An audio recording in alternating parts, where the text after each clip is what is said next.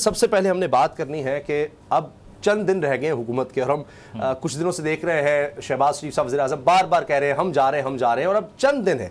लेकिन इन चंद दिनों में जो हम काम देख रहे हैं होते हुए वो 1.5 साल में नहीं हुए, बल्कि मैं तो कहता हूं कि 5 सालों में हुकूमत वो काम नहीं करती जो इस हुकूमत को अब चंद दिन में करने पड़ रहे हैं।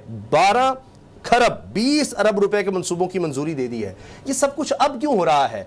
जाने से पहले हम देखते हैं दौरे हो रहे हैं जहां पर अफसरान को भी ले जाया जाता है, मेंबरान पार्लियामेंट के रिश्तेदार भी जा रहे हैं, गाड़ियां तकसीम हो रही हैं, मंसूबे हो रहे हैं, तरक्याती मंसूबों के लिए 51 अरब रुपए जारी किए जा रहे हैं। और दूसरी तरफ ये कि जी वो हमारे पास बड़ा हमें मोहतात होना है। ये क्या वजह है? सागदर साहब जो कहते हैं जी ये 3 महीने, क्या हम तो 3 घंटे ज़ाया नहीं कर सकते? ये उसी की एक कड़ी है? क्या वजह है ये, या ये इलेक्शन स्टंट है?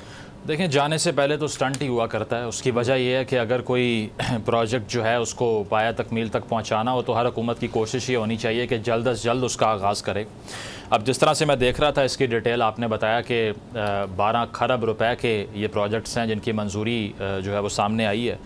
तो इसमें एक मियाँ वाली में जो चश्मा प्रोजेक्ट है, न्यूक्लियर पावर स्टेशन है जो वो तकरीबन 1200 मेगावाट एनर्जी प्रोड्यूस करेगा।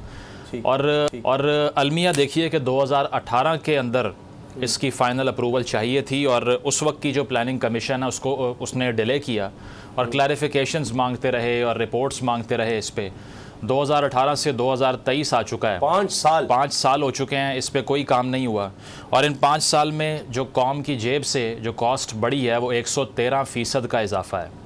यानी कि 2018 में अगर ये टाइमली अप्रूव हो जाता तो 113% कम पे ये मंसूबा पाया तकमील तक पहुंच सकता था। लेकिन चूँकि ब्यूरोक्रेटिक हर्डल्स इतनी ज़्यादा हैं पाकिस्तान में, जिसकी रिपीटेडली हम बात करते हैं कि एक तरफ आप कहते हैं हमें इन्वेस्टमेंट चाहिए, एक तरफ आप कहते हैं हमारे पास रेवेन्यू नहीं है, आप कहते हैं कि हमारे रिजर्व्स कम हो रहे हैं, लेकिन ये हर्डल्स को आप दूर नहीं करते।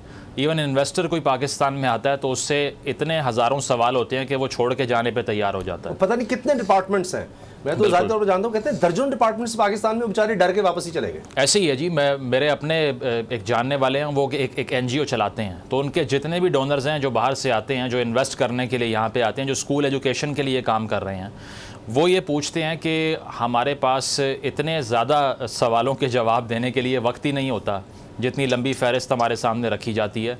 तो किसी डोनर को कायल करना मुश्किल नहीं है, लेकिन वो डोनेशन यहाँ लेकर आना इज़ वेरी डिफ़िकल्ट।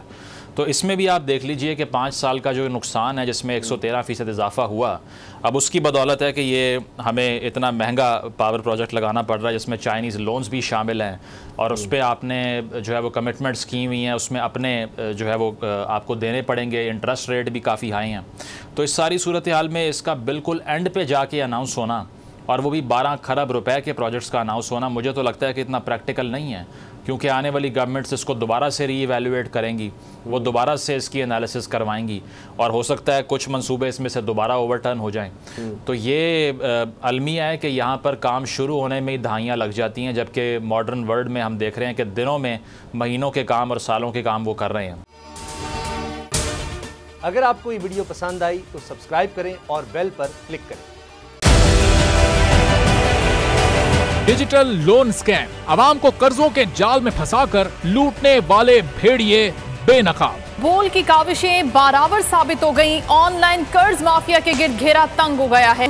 बोल ने दिया अपने आवाम का साथ, उठाई इस स्कैम के खिलाफ आवाज। बोल की डिजिटल लोन स्कैम के खिलाफ आगाही मुहिम की सबसे बड़ी ट्रांसमिशन 59% आवाम ने देखी अपनी स्क्रीन पर, क्योंकि बोल है पाकिस्तान का नंबर 1 न्यूज चैनल।